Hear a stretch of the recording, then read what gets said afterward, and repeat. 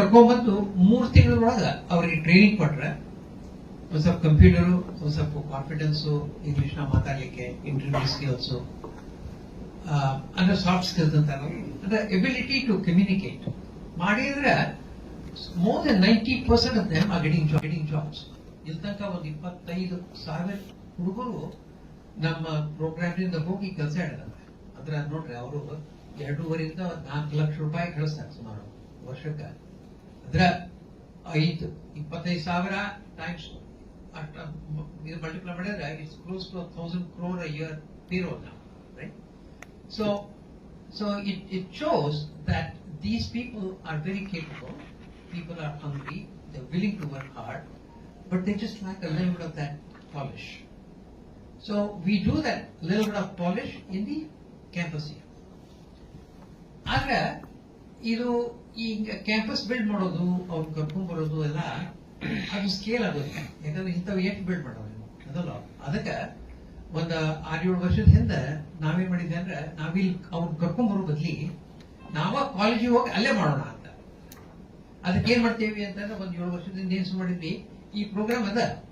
In addition to this program we go to the colleges, and the colleges were very welcoming.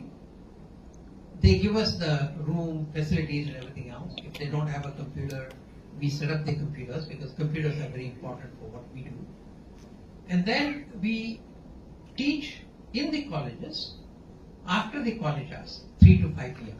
It's not a part of the college program, but 5ನೇತ 6ನೇತ 7ನೇತ 8ನೇತಕ ಅಂದ್ರೆ ಮನುಷ್ಯ ಏನ್ ಬರಂಗಿಲ್ಲ ಅಂತ ತಿಳ್ಕೊಂಡಿರ್ತಾನಲ್ಲ, ಅದನ್ನ ಅವ್ನು ಮಾಡ್ಬಿಟ್ಟಂದ್ರೆ confidence ಭಯಂಕರ ಆಗ್ಬಿಡ್ತದೆ. ಯಾಕಂದ್ರೆ ನಮ್ಗೆ ಗೊತ್ತಿದ್ದಪ್ಪ ನಂಗೆ ಮಾಡಿ ಬರ್ತದ ಅಂತ. ಹಳ್ಳಿ ಒಳಗ ಅವ್ರಿಗೆ ಇಂಗ್ಲಿಷ್ ಮಾತಾಡ್ಬೇಕು ಅಂತಂದ್ರೆ ಒಂದು ದೊಡ್ಡದು, I mean it's like aspirational thing, and I don't think anybody believes that they will ever be able to speak English. ಈ ಪ್ರೋಗ್ರಾಮ್ ನಾವೇನ್ ಮಾಡ್ತೀವಿ ಅಂದ್ರೆ, ಅವರಿಗೆ ಲೈಫ್ ಸ್ಕಿಲ್ ಕಲಿಸ್ತೀವಿ, ಆಮೇಲೆ ಇಂಗ್ಲಿಷ್ ಮಾತಾಡ್ಲಿಕ್ಕೆ ಕಲಿಸ್ತೀವಿ. ನೀವು ಹೋಗ ಹುಡುಗರು ನೋಡಿದ್ರೆ 6 ತಿಂಗಳಿಗೆ ಅಂದ್ರೆ ಅಬ್ದಿ ಜೋರ್ ಇಂಗ್ಲಿಷ್ ಮಾತಾಡೋದು ಮಾಡ್ಬಿಡ್ತಾರೆ, and very confident. If you go to their class and you say do you have any questions, ಎಲ್ಲ ಕೈ ಮೇಲೆ ಹೋಗ್ತಾವೆ. And that's NEP. NEP ಅಂದ್ರೆ ಏನು? ಸುಮ್ಮನೆ ಹಂಗ ಪ್ಯಾಸಿವ್ ಆಗಿ ಕೂತ್ಕೊಂಡು ಟಿವಿ ನೋಡಿದಾಗ ನೋಡಿ 1 ತಾಸು ಮನೆಗೆ ಹೋಗ್ತಾರಲ್ಲ, ಅದು ಕರೆಂಟ್ ನಮ್ಮ ಎಜುಕೇಶನ್ ಹಂಗಲ್ಲ. But this SIV students are able to be very curious, be very not be afraid of failure, not be afraid of making mistakes when they speak.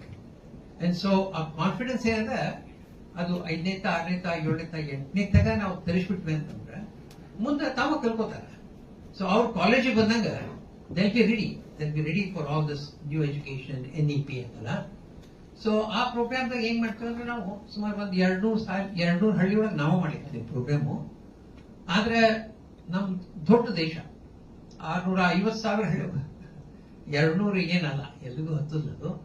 ಅದಕ್ಕೆ ನಾವು ಹೋದ ವರ್ಷ ಏನ್ ಮಾಡಿದ್ದೇವೆ ಅಂತಂದ್ರೆ, ನಾವ ಮಾಡೋ ಬದ್ಲಿ ನಮ್ ಪಾರ್ಟ್ನರ್ಸಿಗೂ ಈ ಕರಿಕಲಮ್ ಕೊಟ್ಟು, ಅವ್ರ ಟ್ರೈನಿಂಗ್ ಕೊಟ್ಟು, ನೀವು ಮಾಡ್ರಿ ಅಂತ ಹಂಗ ಮಾಡಿ ಹೋದ ವರ್ಷ 200 ಹಳ್ಳಿ ಮಾಡಿದ್ವಿ.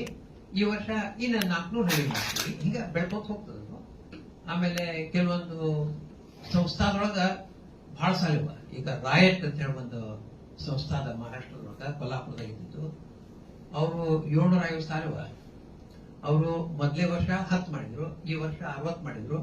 ಮುಂದಿನ ವರ್ಷ ಅವರು 106 ಸಾಲಿ ಮಾಡ್ಬೇಕು ಅಂತಂದ್ರೆ, ನಾವೇನಿಲ್ಲ ಎಕ್ಸ್ಪೆರಿಮೆಂಟ್ ಮಾಡೇವಲ್ಲ, ಇದು ಪೆನೆಟ್ರೇಟ್ ಆಗ್ಬೇಕಂತಂದ್ರೆ ಹಂಗ ಪಾರ್ಟ್ನರ್ ಇದ್ದ ಮಂದಿ ಸಾಲಿ ಮಾಡಿದವರು, ಆಮೇಲೆ ನವೋದಯ ಸಾಲಿ, ಮೊರಾರ್ಜಿ ಸಾಲಿ, ಕಸ್ತೂರ್ಬಾ ಸ್ಕೂಲು, ಇವೆಲ್ಲ ಏನವಲ್ಲ, ಅವರೆಲ್ಲಾನು ಸೇಮ್ ಅಪ್ರೋಚ್ ತಗೊಂಡ್ರು ಅಂದ್ರೆ they are seeing the impact, and now they are really inviting us to come and do those things.